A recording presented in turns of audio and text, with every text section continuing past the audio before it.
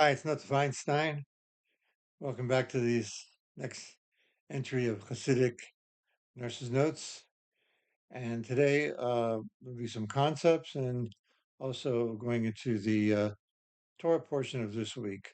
I had some other things planned, but in going over the portion, I thought there were some really key points to make, which is true of any of the Torah readings. But nevertheless, I think some good universal concepts and things that will explain some other information. First of all, I haven't done too much in the way of actual pure law, studying the pure Noahide laws in detail. And I think that it's out pretty much in public, but nevertheless, there are gray areas, and there's also additional laws that are, I don't say secondary, but they're not the seven laws, but they're nevertheless important for the Noahites. One, for example, is the Rebbe Lubavitch, feels very much in charity, promoting peace. Charity also has a peace within yourself and benefits. So I haven't really gone into that much. I would recommend if you're really actually I find most Noachites have the books before I get them. I, it's kind of is in humor. Like I see some of the laws and I see some of the things that I'm more quite know my question, um, sensitive issues, and I said I don't have to be careful I don't present this or how I present this, and they already know it. They already have all the books and read it in more depth.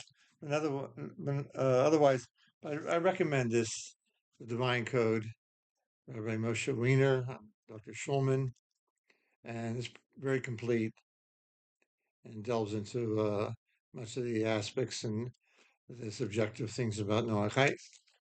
Um, this group has actually helped me a lot from the beginning, giving me guidance, and has very good, questions. Frequently asked questions, and even if you have something, your own particular question, there's a place where you can chat it. And in addition, um, prayer books are very big. If you get the standard Jewish, Orthodox prayer books, depending which editions you get. But for starters, anybody starting, and I recommend this as an introduction. It really covers some very key points and makes some uh, very nice explanations.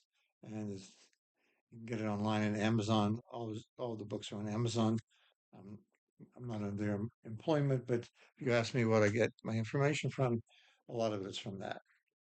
Okay, so going forward, um, on this more subjective level that I've mentioned, and some may experience, that even though the Lubavitcher Rebbe and many other rabbis have emphasized in the last generation the importance of spreading out and making people aware of the Noahide Code, it's been a slow process, I think, on the whole in the Jewish population. Not taking away from the ones who have really spearheaded it themselves and done a nice job. Um, so why do you need me? I just feel like there's some avenues or some ways to look at it that are not being approached the way I would, in my experience, that fill some gaps. So that's why I do this presentation.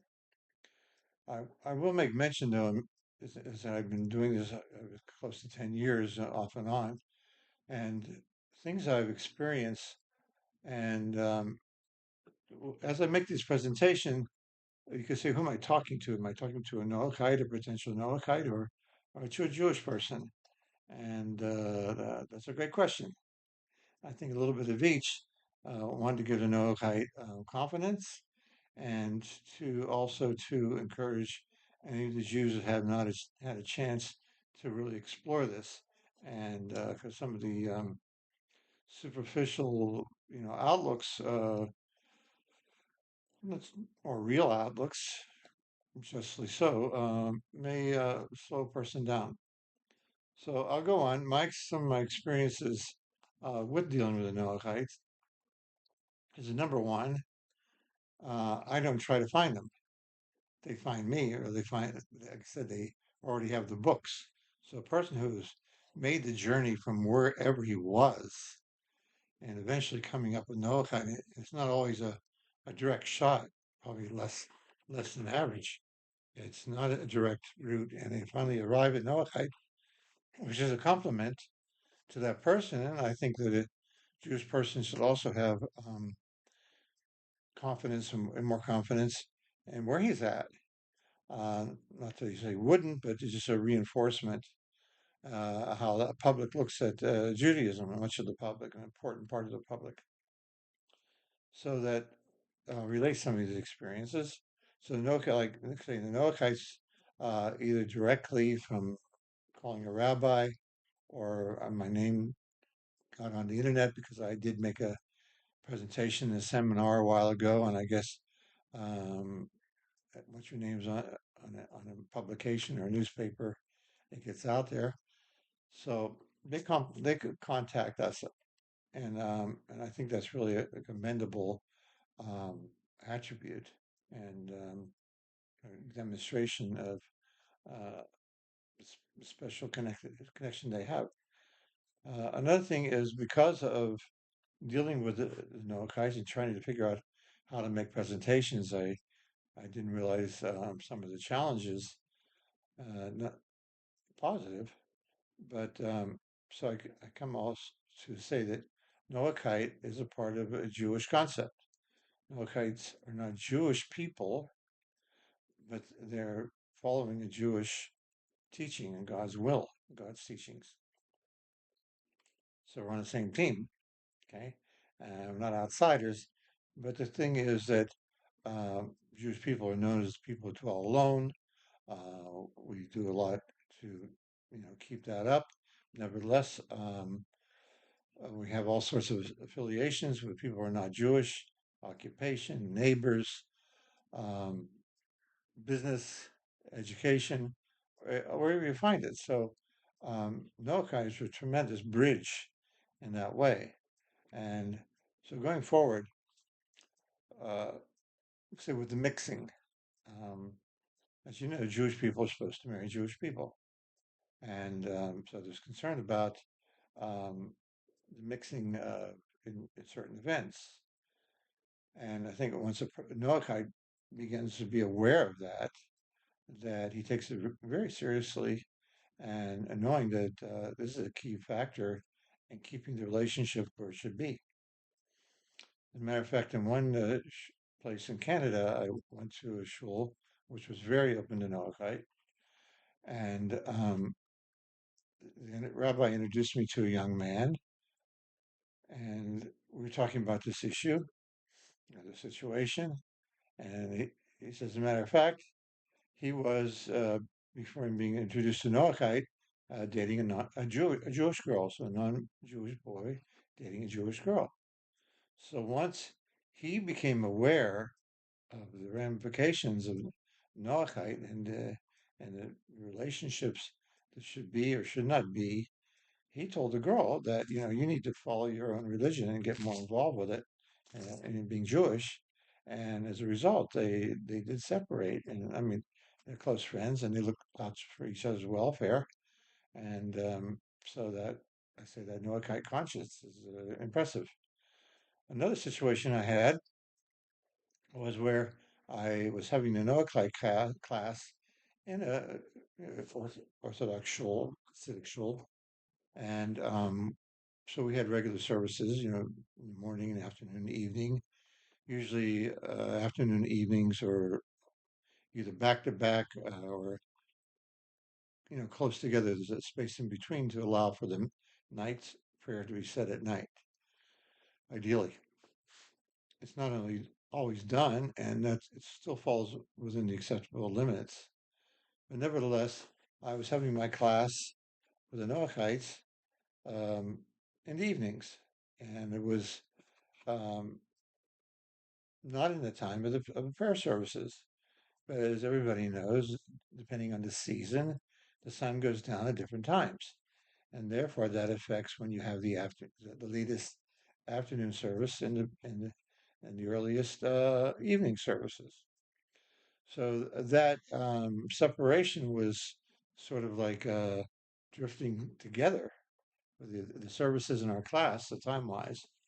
So I'm aware of my experience that the Noahides, or people who come from other backgrounds, are very, very sensitive to prayer, are very experienced in their own prayers, and is a key part of many other religions. So I said, would you be interested in praying with the Jews? And they were like jumping for it. And so I asked the rabbi, what do you think? He said, it's a new concept here. And so let me think about it. We can do it. Certainly acceptable. I just need to orientate who the Noahites are, because again, a lot of people don't know. And so I was trying to get a plan B just in case it was too new of a concept. And I thought that um, we have people who unfortunately have an experience or experiences, whatever they may be, which um, push them away from their traditional religion. I don't think we're isolated to that. And as a result, they still are considered themselves Jews, and they have a lot of knowledge. And I'm thinking maybe I could avoid the whole situation that I proposed and or get these guys organized and saying, maybe you don't want to be in the mainline um, Jewish um, function, but think about this: there's people who want to pray and they need 10 Jews, to form the proper prayer service. Um, so maybe you would guys get together and go off the mainstreams and help these people out. This was my concept, and I thought it might be a motivation because here they can still um, demonstrate their kind of their independence from what they were used to, but nevertheless keep contact with the tradition. So I presented it to the person who was, I would say, the main organizer of this Noahide group, and I said, "Would you be, how would you feel about me organizing a prayer service, a minyan, with these guys?" Because they've been a little bit alienated for whatever the reason, valid or not. And so his response was, well, maybe we can bring them back. Wow. And he was serious. And actually, if you think about it, it's serious that of a Jewish person who's a little strange, seeing people who come from no Jewish background, but all and other experiences and all the quote unquote, freedoms of not having all the Torah laws and concepts on them, that they are actually coming to Judaism. And many do convert as well. Not that it's a requirement or something we pursue, but it does happen. So I says it's an interesting thought, a concept that maybe they really could be influential, and maybe these young people will question them. Why are you getting involved in Judaism when I'm not so much? So I feel that this is like maybe a controversial presentation, but nevertheless, I think it's a demonstration of the potential that the Noachites have. And the next thing was that,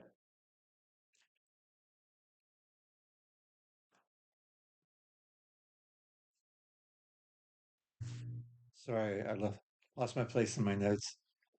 Uh, the next point, not the final point, but an interesting point, which many rabbis, especially who are involved in outreach, have experienced.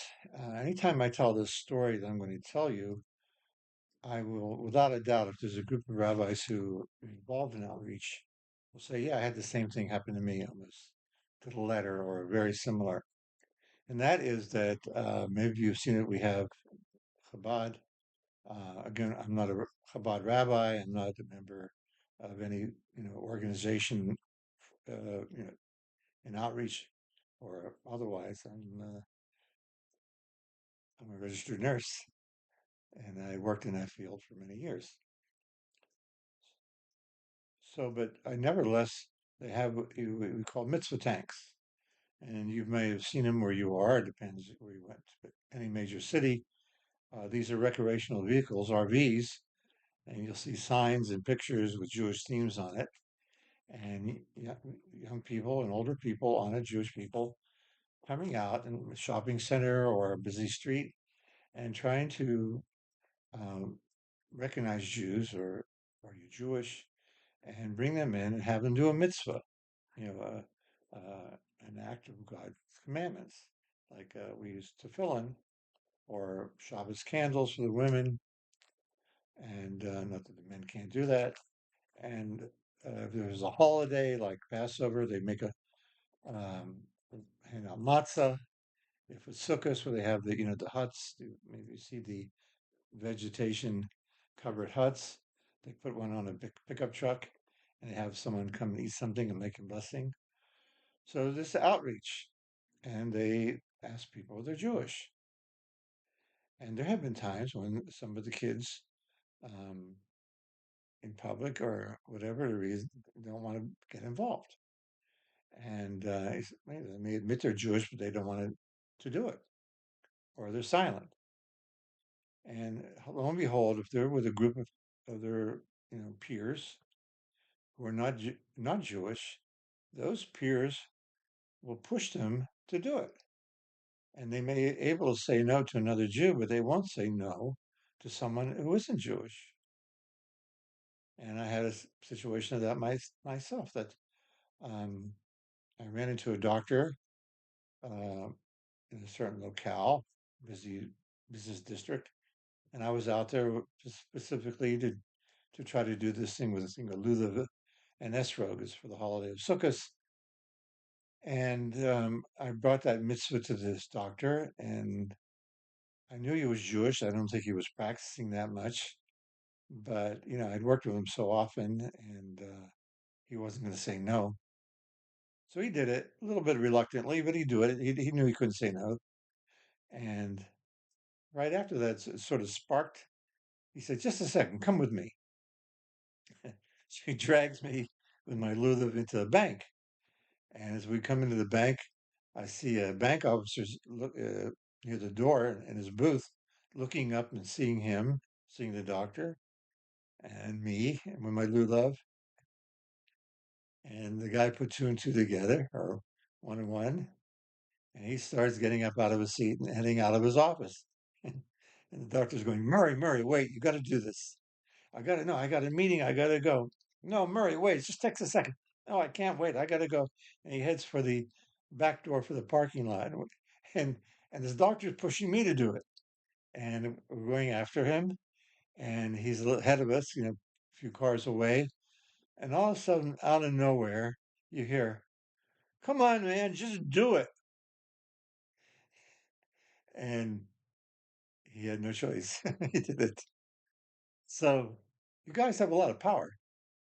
And again, I mentioned the Jews, the Jewish people, and the Noahides um, present as a team. Say the Jewish mentioned the Jewish people. It's called the light unto the nations. Well, you can't be a light for just to be a light. You have to be a light to guide something, and you have to have a vehicle. So between the two of us, a light and a vehicle, we can get somewhere. So again, I want to give confidence to you and as Noachites, and maybe with some rabbis listening, that they'll see this picture and even relate to it themselves. So going further, um, let's say part B of that first part, that also that with outreach, it can't can, in my opinion, and I think others as well, it can no longer be outreach to Jews. We have to get an Noahide picture out to everyone in the world.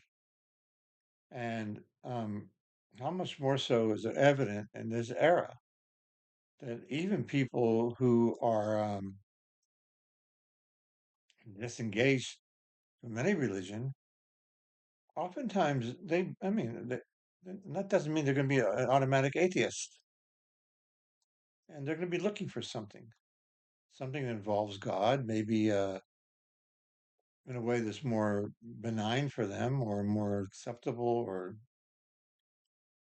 so where are they going to turn? So we have Jews have to be out there, and with the assistance of the Noahides, to be able to present Noahide as a viable alternative. And if we don't do that, where will they turn? And it could be in a way that's less friendly to Judaism than where they were.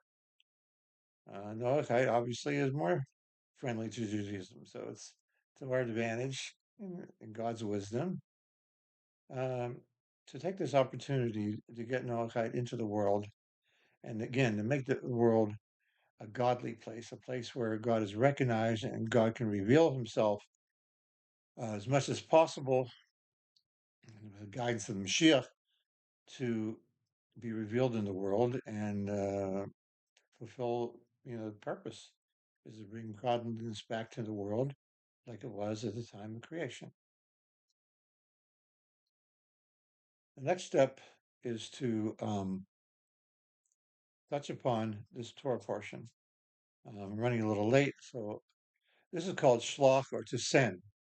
This is the book of Numbers, or we call it Bamidbar, which is the fourth book. And it talks about with the Jewish people,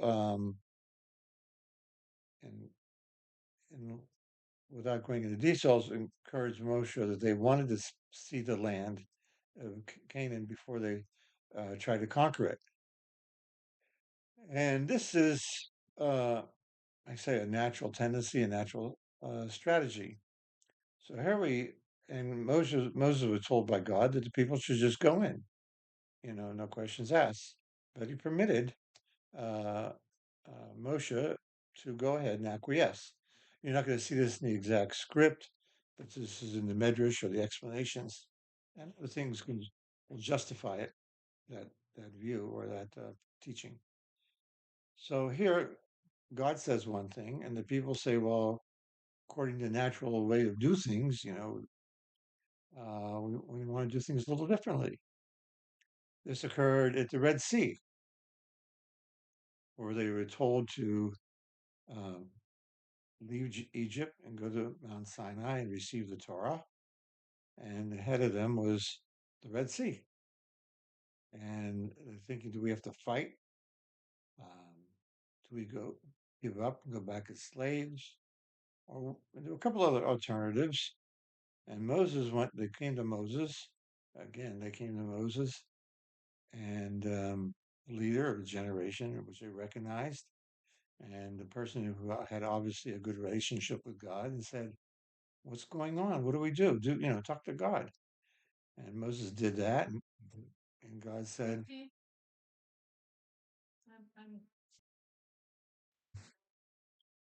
"God says, forget about nature, forget about the water, just go straight forward, and like I told you to go to Mount Sinai." So here again, we're told to go in, conquer the land, and the people said, "Well, according to nature, this is not really the way to do things. Let's spy or observe the land." And as you may know, that they came back with not a good report. And so try to, rather than just tell you the story for the sake of telling you the story, there's lessons that can be learned from this. So there is a time where we follow nature. Nature is a creation of God, which is basically the template for how the world runs and how we deal with the world. But it's not the ultimate final template. It's essential, and it's on the whole what we use, but when God says something and we can validate that, then we do it His way. Second thing is that they were all righteous men, as depicted, the head of the tribes, leaders, who went in. And in the end, all but two were against going into the land, fighting for the land. They felt they couldn't handle it. They would not be able to win. The people were too strong. The land was too strong. And what they saw kind of justified it. So how could this happen? So this gets us into a discussion about evil. And I mentioned a while ago, I had a presentation, it was called uh, the right, the wrong, or do or not to do, and the ugly. And the ugly is evil. So evil by itself is not physical, so it can't physically force anybody to do anything. And evil by itself is not so has really not too much of a spiritual component that it can really command anybody to do anything. So it can only suggest and let the person do what he calls exercise his free choice, which is an essential part of service of God, is using one's free choice to do God's command. So evil is very clever, and he looks for that weak point, and once he gets in there, then he starts to incubate and go into action. So obviously the people had some doubts, and they fed on those doubts, and they made the mistake. All right, so they made the mistake. Long story short, and God finally had enough, and he came down and spoke to Moses and harshly about what the people did, and he was really fed up. And Moshe came back and let the people know, and once God made that revelation, evil will say, "So long, Charlie. I'm out of here. I did my job. I got you in trouble. I got you to rebel." So here, our old friend evil, come do it my way, and you'll be on my side.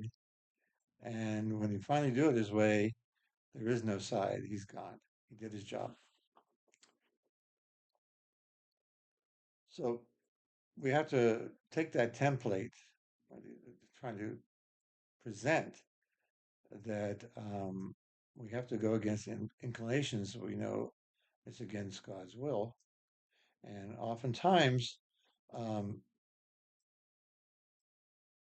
God's will is very gray, according to the masses and what you pick from the books. And when that black and white becomes gray, then evil starts to get in the picture. And so God made his decree, and the people, again, they could have prayed God directly and asked for forgiveness, but they chose to go to Moshe. God's good friend, you go to the good friend. And again, they're not forced to go to the leader, it's to advantage. And they could go to God directly, which is an interesting lesson. You can take that for what you want. And they pleaded with Moshe, and Moshe went back to God, and he asked for mercy. But an interesting side to it, not only did he ask for mercy, uh, cleverly, the leader pointed out to God that it was not to God's advantage to punish these people all at once, because the Egyptians and the other nations who saw the Jews leave Egypt with all of God's might would say, God's not capable of taking him into Canaan. He's not strong enough. So he wiped them out there. He didn't want to embarrass himself. So Moshe tried to make it also it's God's advantage not to do this. So in your interpersonal relationship, um, you don't necessarily have to only put a person in a corner and plead, for your righteousness. The lesson is to show how it's to the person's advantage, to do things this way.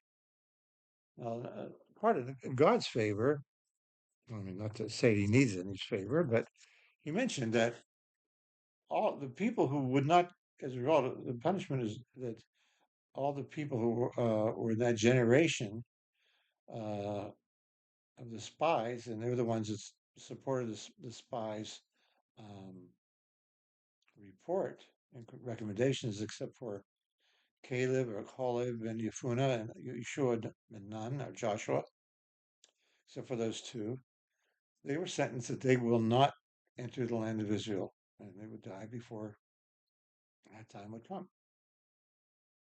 And God said specifically, the ones who saw everything I did in Egypt, what I did for the Jewish people, my people, these are the ones, who will have this problem. So the people below, the men below the age of 20 and above the age of 60 would go into the land. And if the men, of course, the men above the age of 60 would be like 100 at that time, but could be. And the women,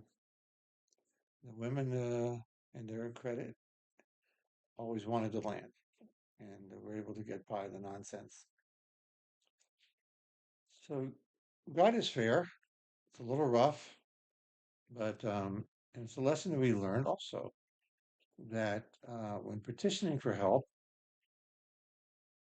that we're going to people outside of our group, that to show that it's their advantage to support the Jewish way, the Jewish people, and God's way. It's to their advantage. Not only do they want, we want them to fight anti-Semitism, we want them to fight evil. And to put it bluntly, as I mentioned at one time, I saw a sign in one parade where something kind of tragic had happened.